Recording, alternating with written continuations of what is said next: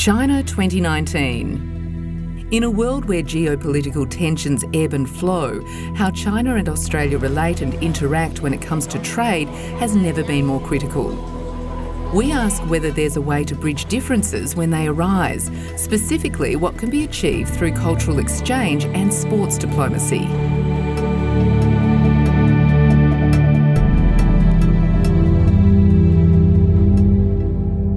There's likely to always be challenges between the Australia to China trade relationship. The value sets can be quite different between the two countries, and obviously you've got, from a defence point of view, got a very American-centric policy here in Australia. From a trade point of view, China obviously dominates, and the two don't always go hand in hand. I've got to say Australian politicians are a bit naive in understanding the power of words in a relationship with China, that words in Australia can often be said in jest or lightheartedly or in a belief that they won't be taken seriously. From a Chinese cultural perspective, it's almost completely the opposite. Your words, your bond. We're here in Sydney, Australia, to talk to David Koch, President of the South Australian Football Club, Port Adelaide. We asked him for his perspective on sport as a bridge between Australia and China. Basically, I thought it's our biggest trading partner, it's our biggest source of foreign tourists.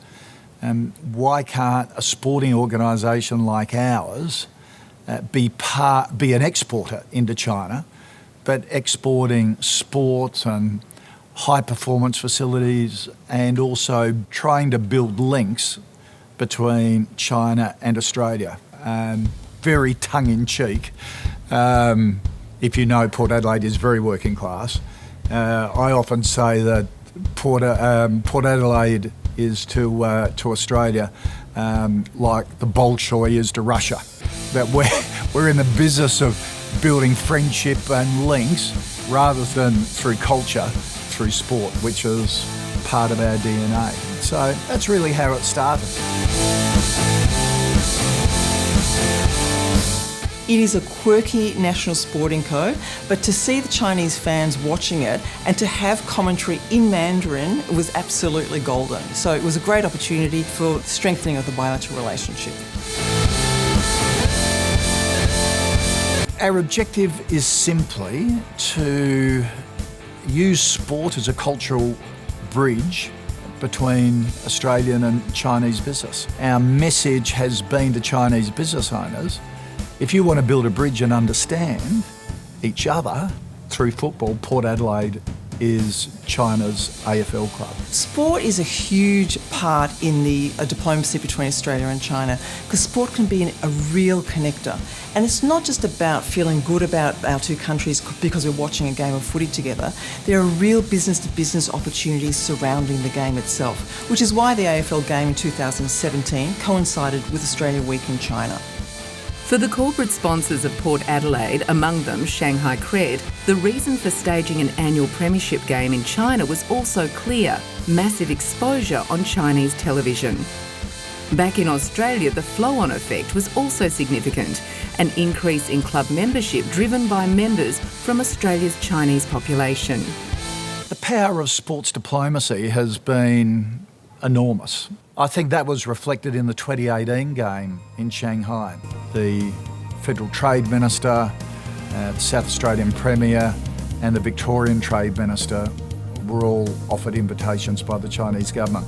Yes, we've had our differences, but hey, we have a strong partnership. We can get through those differences. And as a result, the CIIE Expo in Shanghai, we had the Foreign Minister invited, Trade Minister, State Premiers, but the ground was broken by the game in Shanghai. So we're pretty proud of the role we're playing as a little working class AFL club out of South Australia in building those relations and playing a role in smoothing over any differences that may be happening. China is obviously the largest export market for Australia by a long way. There's no Western country in the world that's more reliant on China as a percentage of exports. At the other end of the scale, Australia has a lot of products that China needs, is very open to trading with China, and its obviously products are superior to a lot of other countries. It's been fascinating to see business understanding that, hey, there might be short-term political spats, but business has got to go on. And the commitment to building a strong business relationship, even when political relationships are frosty, are incredibly important and are maintained. And that's been terrific to see. We thought that political frostiness may translate into a cooling of the business network between the two countries, and in fact it was quite the opposite, because business leaders said, well, we've got to step into the breach. While our politicians may be treating each other with disrespect, we've got to be even more respectful from a business point of view to keep the relationship going, because it's important for both countries.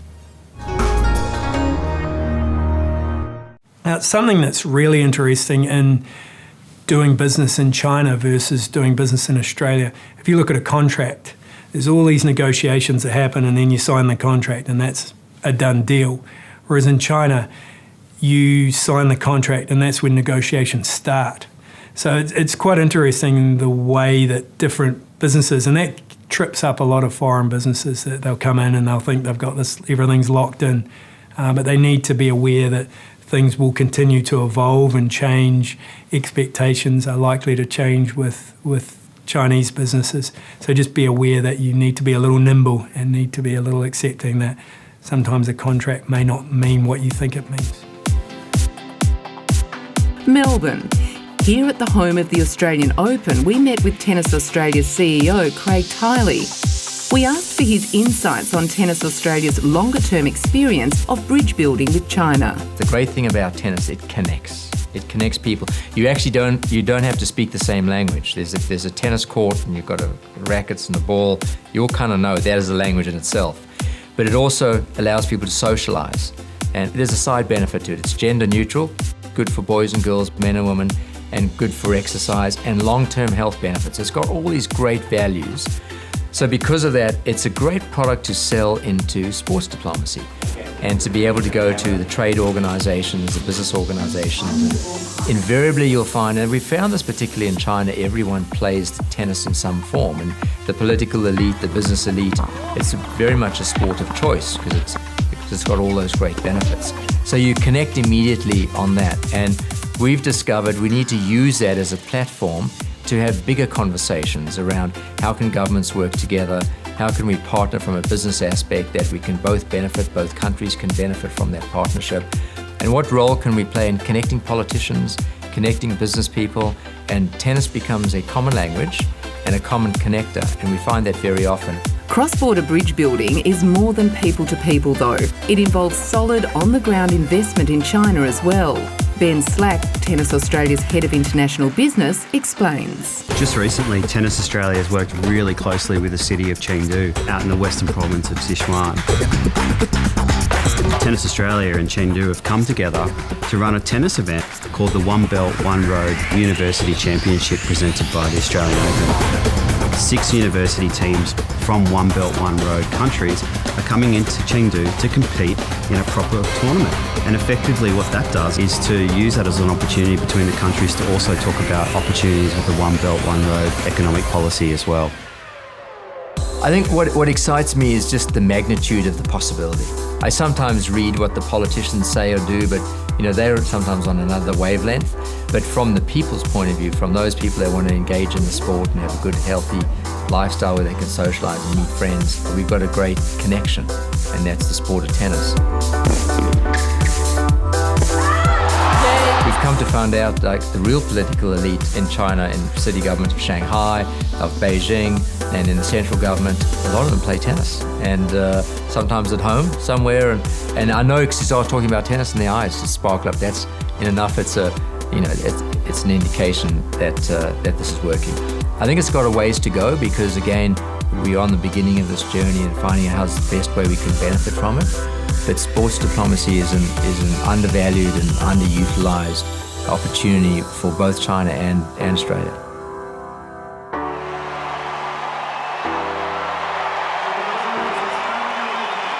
brand Australia is so powerful in China, it is extraordinary.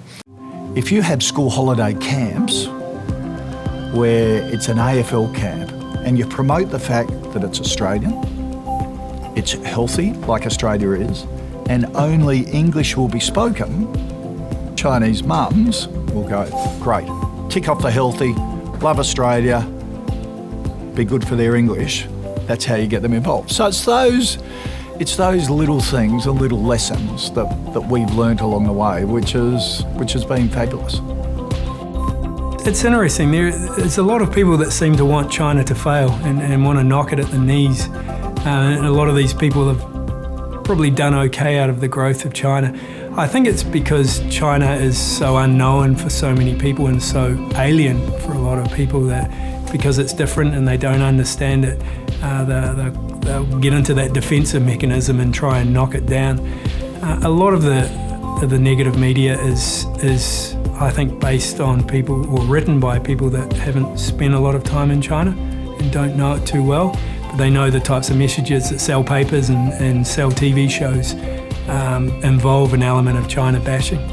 But some of the messaging is justified, and I do think that we can't be too naive and to see China through rose-tinted glasses. It is a completely different type of place, and we need to go in with as open mind as possible, but also with a positive view, because if you don't have a positive view of China, you really struggle to connect and really be successful in the market. Whether it's wool or beef or wine or medical research or other professional services, those things are very important. But a partnership between the Central Government Ministry of Culture and my government is arguably just as important. That's how you get the Chen Long exhibition, 150 odd items out of the Palace Museum that had never left China before. Some of which, because of their size and shape, can't be hung in the Palace Museum. So they were getting seen by a brand new audience for the very first time. Things that have been locked away, absolute treasures. We sold out of programs on the first day. One of the most successful National Gallery of Victoria exhibitions in recent times. We've got partnerships with the ballet, Melbourne Symphony Orchestra. The list goes on and on. The cultural offering is just as important as trade because it is about reaffirming mutual understanding as the centrepiece of mutual trust and mutual benefit. And it certainly generates a greater understanding between two nations when we can share culture together.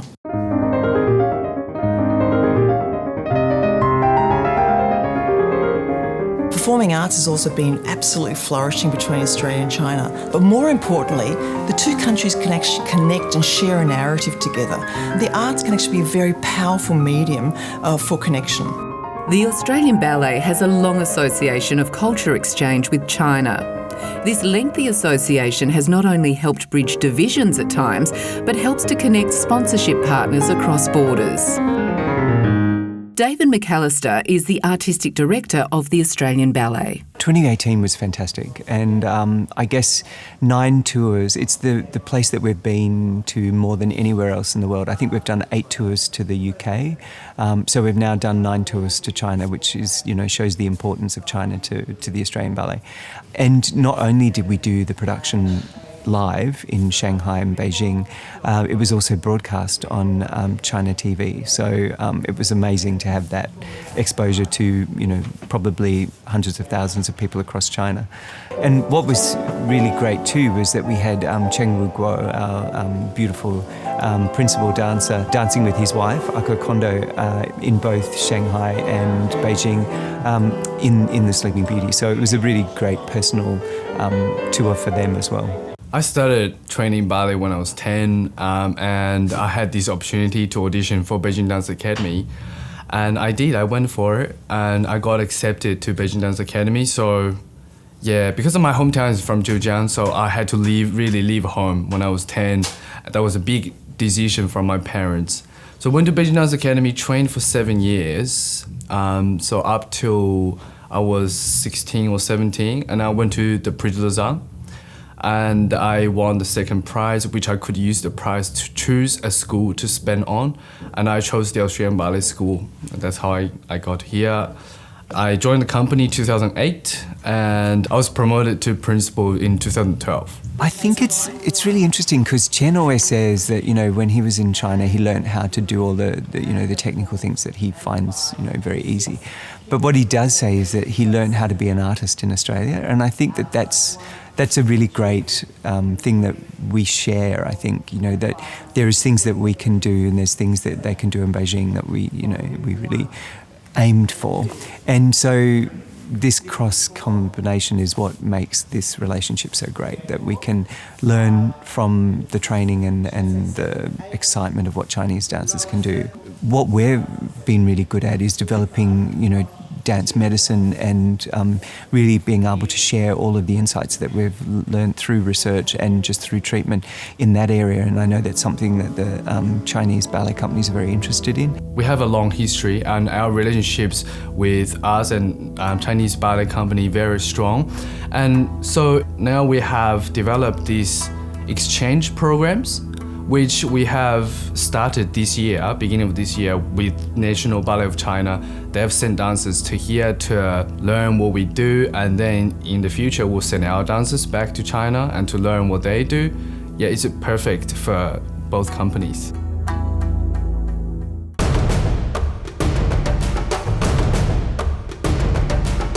Chinese markets had a rapid growth over the last 10 years. When I first started working in Chinese film production, the market was about 4.3 billion renminbi. There are 3,000 screens, and they were opening about 3 screens a day. 10 years later, last year, the market had grown to almost 61 billion renminbi, and there are over 50,000 screens with 15 screens opening a day.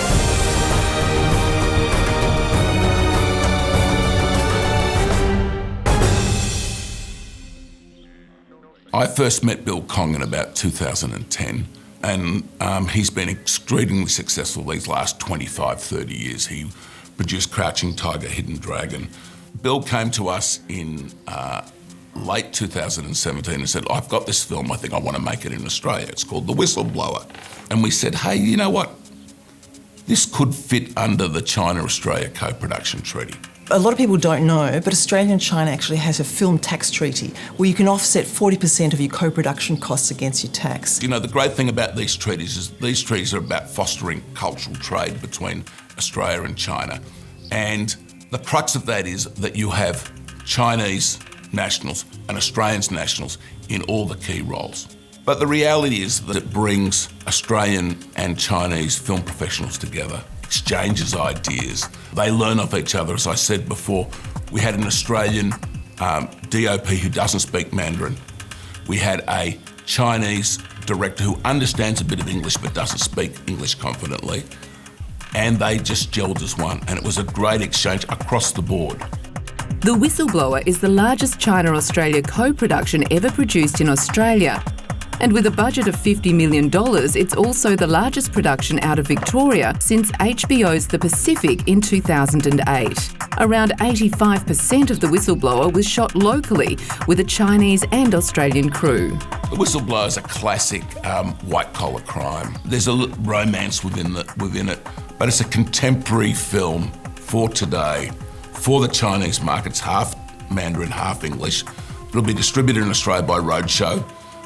But its main marketplace is going to be China. So the impact on the Victorian film industry has been fantastic. The film was brought in well under budget, and the big advantage I think in the future is that as a result of this, my partner and I want to do more Chinese films in Australia. There's a real hunger now to come down to Australia to do more and more films of this sort of scale. I think Australia has really, it's been since 1972, it's recognised the People's Republic of China as an official country, so there's a lot of history there. Australia was one of the first countries to really trade en masse with China, particularly those pioneers that were trading the iron ore and some of the other commodities. And you also have a large population of Chinese here. No other country outside of Asia has a higher per capita population of Chinese people. So I think Australians in general understand Chinese a little more than other Western countries. So it is well placed to ride some of those challenges, geopolitical challenges, that face not only Australia but almost every country on the planet there's always going to be issues with. So we have as much to learn as we have to teach. We have as much to gain as we have to give. And it's been fantastic. And politically, it's been just to see the two countries using us to build those bridges almost as a back channel behind the hard-nosed political focus has been really rewarding.